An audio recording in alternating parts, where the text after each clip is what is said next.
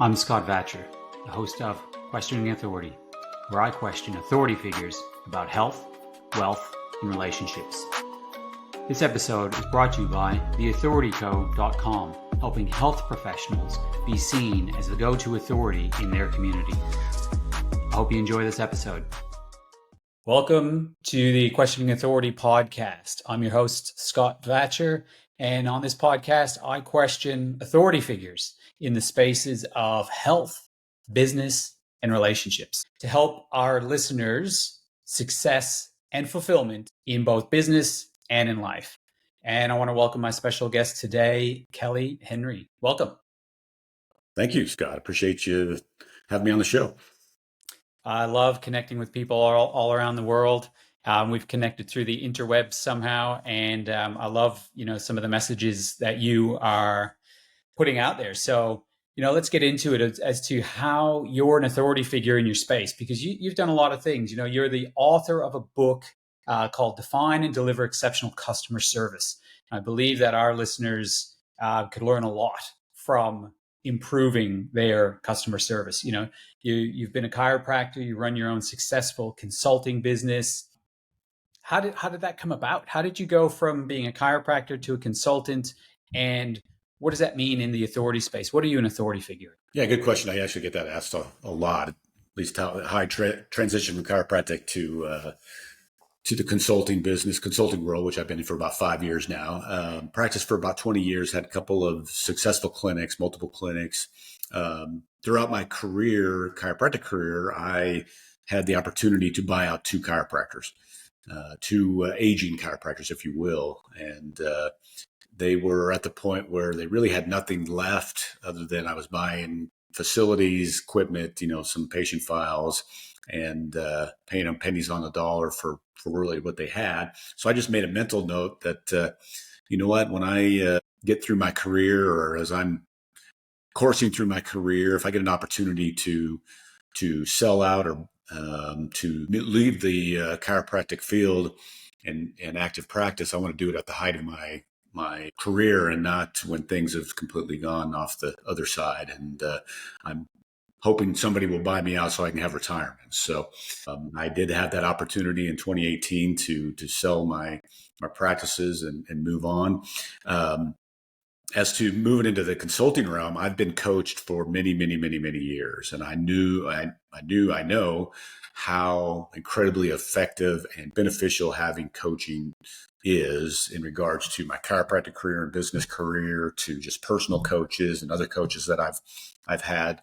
It always intrigued me. I had multiple, like I said, clinics and associate doctors. And so I always felt like I was kind of a consultant coach with them and helping them and teaching them and building a team and, espousing what I'd learned through the years to them. And so it was just kind of a natural transition. And actually, one of my coaches, when I sold out, I was contemplating what I was going to do in the next phase, next chapter of life. And it was funny, my coach and then my wife, within just a day or two, both said, "You need to be a coach. And I think that would be great for you." And I had thought about it too. And that kind of solidified everything and moved me into the coaching consulting realm. I feel like, I've mirrored so much of that. I'm not a coach or a consultant at this stage, but my wife has said the same thing. And I have had numerous coaches over the years and have had huge benefit from that. So I see the results from being the beneficiary of that, if that's correct, but not Absolutely. being the, whatever the other word is, the other side to it. Right. What I find as I've gone on, I've grown a practice. I've had multiple practices. I've had chiropractors work in the same practice as me and grown a very successful practice. And now I've sold my practice, and I'm still working as a chiropractor, but outside the business side of things and trying out all kinds of other things. And I don't know what I'm doing, but it's a heap of fun and learning process. So how did you, once you got into it, did you realize, similar to what I'm realizing, is that healthcare professionals, chiropractors, dentists, physiotherapists, etc., we are healthcare professionals, so we do have a different standard of care. But the big variable, the big problem, I believe, is our business side of coaching. Like forgetting that we're running a business. Absolutely. Is that where you're like, you coach and consult with not just chiropractors, like with all kinds of business, don't you? I do. Correct. Yeah. And have you found that, essentially what you would say to a chiropractor from a business consulting side of things is almost exactly the same as another small business? Pretty much. There's so Yeah. many parallels. Exactly. The framework of business is the same. You just plug in chiropractor or electrician or Mm. dentist or whatever. But the Partic- framework is virtually the same. Just the flavor of the particular industry is going to be a little different. So, yeah, uh, like particularly service based as exactly. opposed to retail. Like, Right. there'd be some But even that, there's significant. some a lot of similarities and a lot of parallels with those type of businesses as well. So Yes. It, you tend to hear the stories of the chiropractors or, other healthcare professionals that are killing it. You see those people that are, growing their practices, doing really well, having multiple businesses, etc. You don't tend to hear so much about the other side, the side that is struggling. And so, why do you think it is that most small businesses have such a difficult time surviving, let alone thriving, but just surviving? a lot of them just don't know what they don't know. They just don't know how to run a business, like you alluded to a Mm. moment ago. You can be a great chiropractor, you can be a great electrician, you can be a great plumber, you can be a great, whatever. But if you don't have some business acumen, you can struggle. On the flip side of that, you can be a mediocre chiropractor, a mediocre electrician, a mediocre whatever. But if you have a great business sense and can run a Mm. business, more than likely you're going to be a lot more successful than what I just mentioned earlier. The great at this particular industry, great chiropractor, whatnot, knowledgeable in that area, but your business acumen is not all that great. I'd rather err on the side of not being so great in the professional sense, but a great businessman. And ultimately, you want to have both. But Of really, course. if you have that business sense and and know how to run a business, that's uh, that's what's going to help you. That's what's going to be the foundational principle to help you skyrocket a business and growth and revenue and your ultimate success. And is that where your thought process and your idea for your book came from? Uh, Partly, yes. So my ultimate philosophy, really throughout my chiropractic career and now and what I teach my clients is really the simple things done consistently are going to create major results. And so my thought is always, how can I make a business simpler? How can I make a business more expeditious and speedier? How can I increase profits the quickest, the easiest? Hmm. And providing stellar customer service is one of those pieces that will do it. When you're treating your customers, your clients, your patients, like they're VIPs and giving them that experience, ultimately you create retention. They want to keep coming back. They want to continue using your services. They want to continue to uh, use you because they love the way they've been treated, and they love the way they feel when they interact with you and your business and your employees. They like to refer to you, and so that is an element of certainly marketing, but also profitability. When you retain customers, that's how you grow exponentially. When they are referring in, that's how you get the most for your marketing dollars. And it's an upward spiral for a business from providing exceptional customer service. Now, it's not the only foundation principle or the only principle that I teach and that is important, but it's a big one, and it's one that statistically, roughly, at least here in the States, about 80% of businesses provide mediocre to less than, well, average to less than average levels of customer service. So really only the top echelon, 20 to 20%, are really the ones that stand out with their customer service protocols or what they present as great customer service. So um, that So being, no, is what you're saying, like, you don't even have to be that good. You don't have to be that exceptional when it comes to customer service, no, compared to the average. You just need to be even okay would end up looking like exceptional. Exactly. And that's, my premise or my thought is let's not just be okay. Let's provide exceptional customer service. But the reality is it's not that hard to create that perception in a business that you do provide exceptional customer service. And that's another myth, if you will, that business owners kind of get locked into, that it's too much work. It would take too much effort, too much work, too much time to do this. Well, even if it did, in my mind, it's worth the time and effort because the return on investment is phenomenal. But the way I teach it, the way I look at it, it's again, simple things, simple actions, simple philosophies within the customer service realm. If you do them consistently, it's going to blow up the perception of customer service and inherently going to blow up a business and what's happening in it because of what's presented that way. Yeah, I mean, if you think about the generic model of attraction, conversion, retention, most of marketing and sales is attraction, conversion. The retention side of things is actually where the money is, isn't it? Yes. And so creating that exceptional customer service in and of itself, like you said, even if you don't improve from a point of view as a practitioner, like better patient outcomes, even if you just improve the service side, that retention is going to go through the roof. Absolutely. What's unique for health practitioners is, particularly in the chiropractic realm, but this applies to all health-related practitioners, is as you provide that stellar customer service, you're actually helping a patient's physiology. You're making them feel better. You're making them feel better internally, which in turn will actually help you not necessarily provide better service, but better outcomes. Thank you. Yes. So that's very unique in the health related realm that, great customer service will help outcomes. And, that just triggers something in my mind where when I owned my practice, my staff was phenomenal. It was just over the top the best. Like we still have clients just come in and have a chat with the staff at the front. They don't even have an appointment. They just come in and have a chat. Don't say hi to me. They just talk to the staff and then off they, So how much, because something you said earlier was a big misnomer or a big misconception about it is customer service takes a lot of work. How much of it can be, for lack of a better term, palmed off to your staff? Well, a lot of it needs to be pawned off to your staff. Ultimately, I teach that, it needs to come from the top down.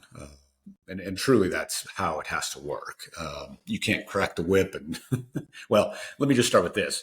The first rule of customer service is you need to treat your employees better than you treat your patients or your clients or your customers. Because 100%. The only way they will treat you or your employees will treat your patients, clients, or customers well with the respect and a VIP, providing that VIP experience, is if the employees feel like VIPs. So that has where it has to start.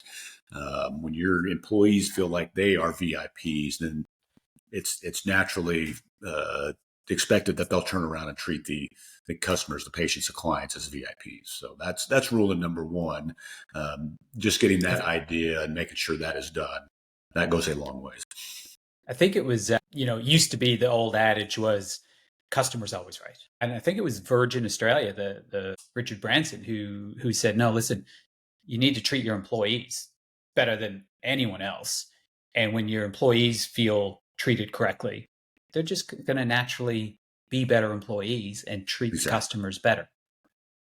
So I 100% believe that. And when I said palm it off to your staff, I didn't mean that in a bad way. I just meant from a practitioner point of view to think, it's going to be all this extra work. I don't know if I can do it. It's like, well, treat your staff well and teach them some small things to make that customer service a little bit different. And, I think there was some place recently I'd heard of with something like with every order or something, you get a chocolate chip cookie, a warm chocolate chip cookie. And actually, I went up to the Yukon on a trip just a couple of months ago, and I flew Yukon Air, and I was blown away. You got a warm chocolate chip cookie. on this flight. And you know how flights now, like you get nothing. It used to be you get Exactly. the full meal. You get nothing now unless you pay for it. They gave us a meal and a warm chocolate chip cookie. And I was like, I was blown away. So that alone, I don't know how much it would cost them, but I'm going to continue to be talking about that forever. Fly Yukon Cool. Air if you can get a chance, because it's unbelievable. So is there any particular tips or tricks or things that you can say to an audience member listening now to go, okay, just try this and see what kind of difference it could make? Absolutely. I like to call it my customer service mission statement. And this is what I would recommend any business adopt. You have your regular mission statement, your business mission statement, but this is specifically to your customer service attitude and your philosophy. And that is to be the best part of the patient's day. That's the mentality you want to have each and every day with each and every patient, with each and every interaction. Each and every employee needs to have that mentality of being the best part of the patient's day. And that really encompasses, I mean, if you truly have that attitude, you truly uh, believe that your actions are going to line up, or they'll line up in a manner that would be providing exceptional customer service, because, hey, I'm going to be the best part of their day. So how would I act? What would I do? And just naturally, a lot of things will come out in that regard. So that's a big one right there. So just having that mission statement, be the best part of the patient customer day. Yeah, it's interesting because I didn't. I kind of did that in practice when I owned my practice. I didn't quite say it that way or have it as a mission statement, but I would constantly say to the staff, just keep in mind, you don't know what these people that are coming in, what their day is going to be like. This could very well be the best part of their day. This could be the thing that they look forward to the most for their whole day. So let's really help them to have that be the case. So very, very similar, but just a slight different twinge on that. So I definitely would agree with that. And, like I Well, and said, you ours, bring up a great point, and really you're touching on which is another big aspect of customer service, is the ability to have empathy and to walk in somebody else's shoes, because you don't know what's going on in somebody else's life. You don't know the struggles they have, and everybody has struggles. The kid that's sick, or the parent that's aging, or the car that broke down, or you know the infinite amount of things that could be going wrong in their life. We're not judging them. We're there to put a smile on their face. We're there to make them feel, again, like a VIP, like they are the king and queen of the world. And you just don't know how incredibly valuable that can be in somebody's life. And when and there's times where, you know, it can be unbelievably profound in somebody's life when there's something just, they wouldn't even tell you about, something extraordinarily bad or wrong, and they come in and you go the extra mile and make them feel important, and be the sunshine in their day. That's not just about, you know, garnering business. That person's going to leave the office, and this is something else that I preached in my office and I teach my customers. It's the ripple effect. So as that person, as you change their life, you make them feel better about themselves. As they leave, that is going to ripple out from them as they go into their day with their family or friends or employee or, whoever they interact with. So, hmm. again, it goes beyond just the walls of the office. Yeah, and I think that is a good point in that us as healthcare practitioners, we can kind of get lost a little bit in the medical side or the practical patient outcome side of things.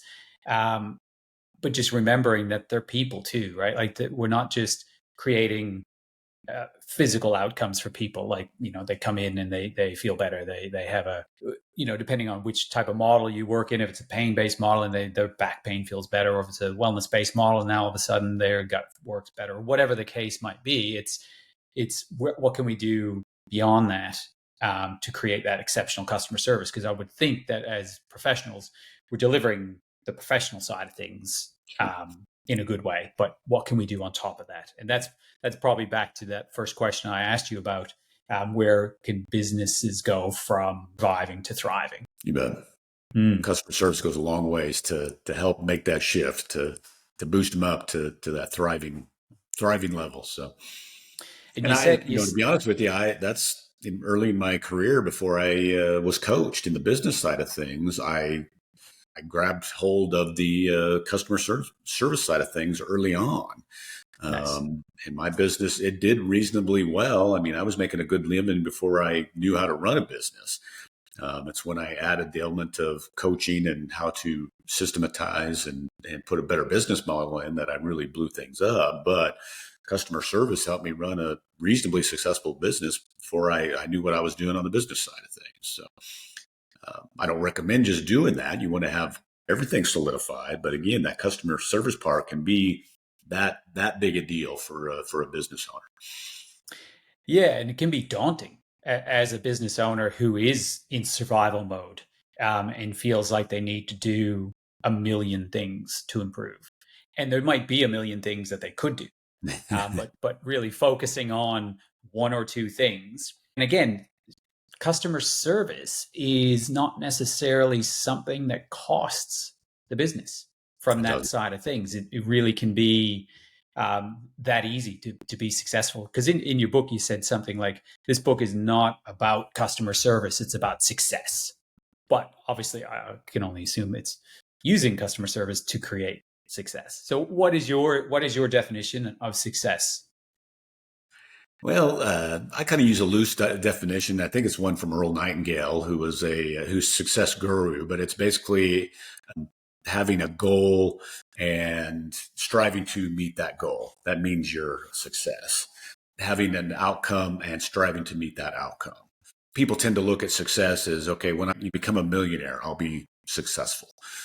When I achieve this, I'll be a success. The reality, if you look back over the course of your life, you've really achieved a lot of things. We all have, every one of us listening, and we've all achieved a lot of things. So we're already successful in our own right. Where we get into trouble is we compare ourselves to other people and other people's success and make that comparison. And that's where we diminish ourselves. So I don't like that model. I like the model of, what's my current goals? Looking back at what I've achieved, yes, I have got to a certain level. Let me put a new level up, a new bar, a new standard up. And just because I've done that, now as I'm moving toward that, I am successful. I have a worthy ideal that I'm moving towards that makes me successful. I love it. That's brilliant, because success is something that we can put up on a pedestal and think about, one day I will be successful. Yeah, when I make $1 million, when I see this number of people, when I have this many customers, as opposed to, okay, I have a goal and I am striving. Did I do something today that pushed me towards that goal? If I did, then I am successful. Absolutely. And Brilliant. I love, and this is what I work with my clients on a regular basis, is to have them stop and look backwards and just count and look at what they have achieved at this point. Mm. A lot of them are built like me. Um, I'm always striving for that next level, and it never comes quite fast enough. And I want to just keep pushing. And I'm always just a little on edge of getting to that next level. And that's where we have to stop, look backwards and go, okay, you know, I may not be where I want to be, but I'm sure a heck of a long ways farther down the road than I was a year ago, 5 years ago, 10 years ago, 20 years ago. And pat yourself on the back a couple times occasionally and look back how far you've come over the course of your lifetime. It's a good thing to do, to remind yourself, maybe even every quarter, look Yeah, back a quarter and say, okay, it feels like I haven't gotten anywhere, but let's look backwards, because I'm exactly the same as you. And I can only imagine most of our listeners are the same. We have a hard time rewarding ourselves. sure. We just, if you create a success, an outcome, and we get to the outcome, okay, what's next? Not like there's no reward, there's no, wow, I'm successful. It's like, now I've got this goal and now I'm not successful anymore because I'm not there yet.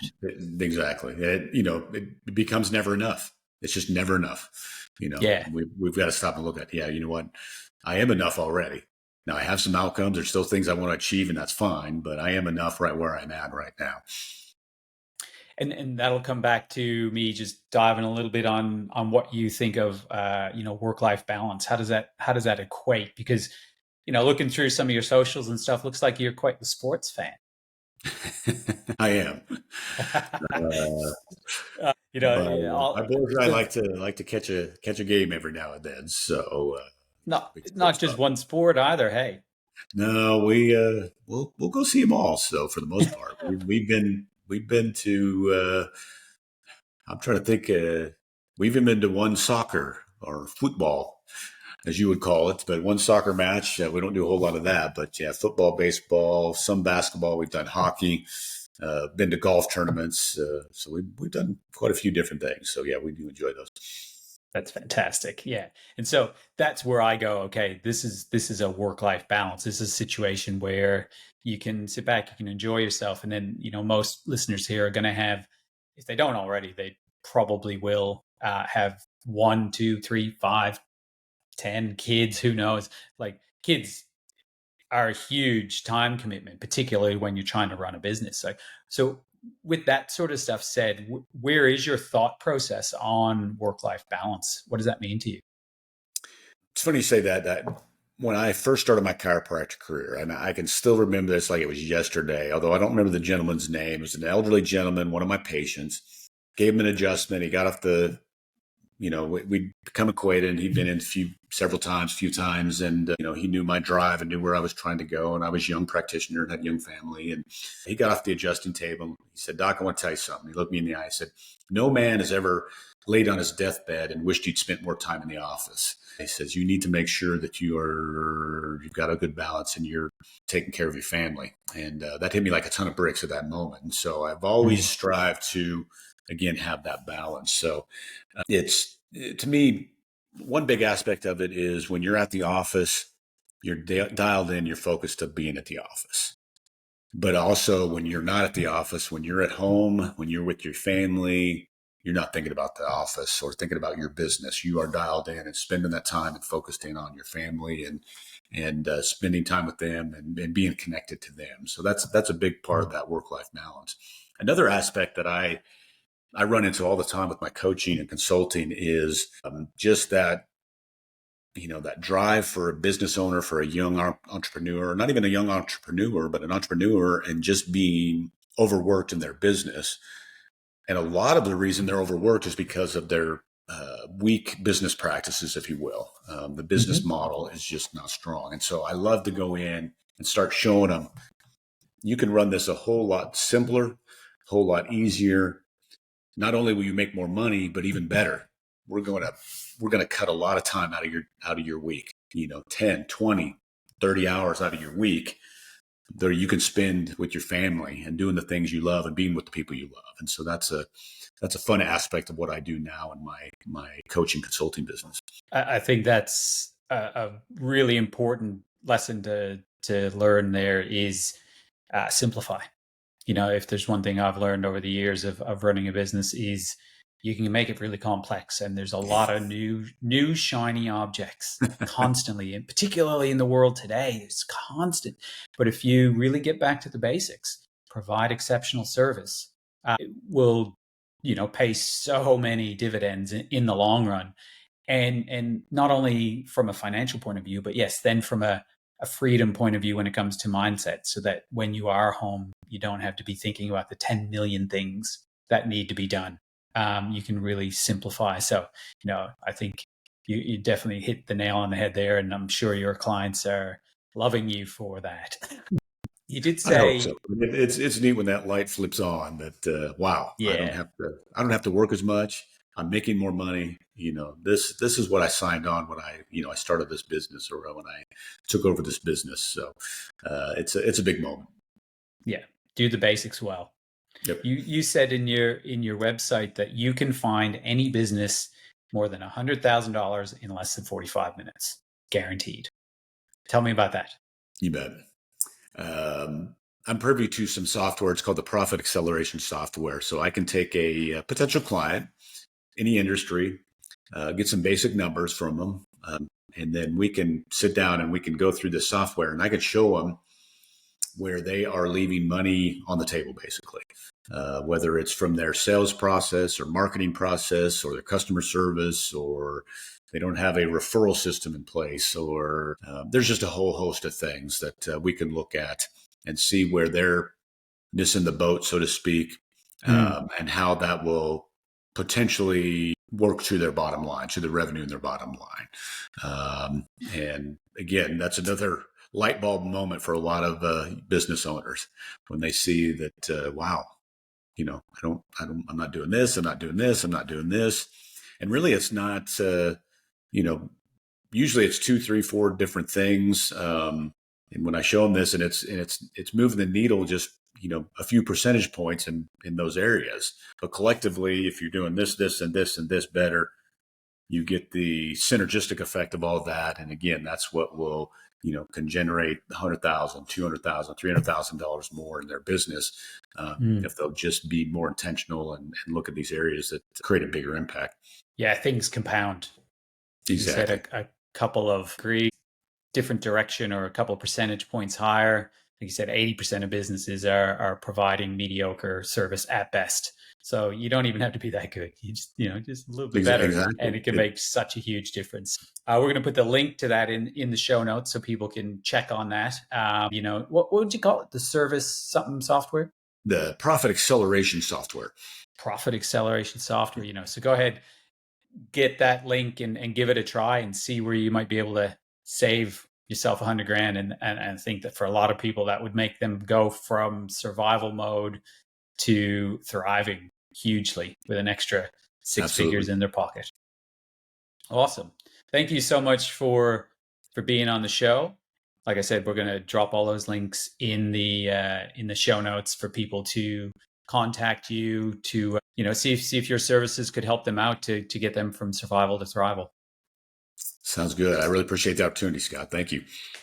Thank you very much. And so that's it for another episode of Questioning Authority. Stay tuned for the next one. Thank you so much. Thanks for listening to this episode of Questioning Authority. I hope you enjoyed the show. Stay tuned for the next one coming out soon. This episode has been brought to you by The Authority Co., helping service providers increase authority and revenue. Check out theauthorityco.com for more info.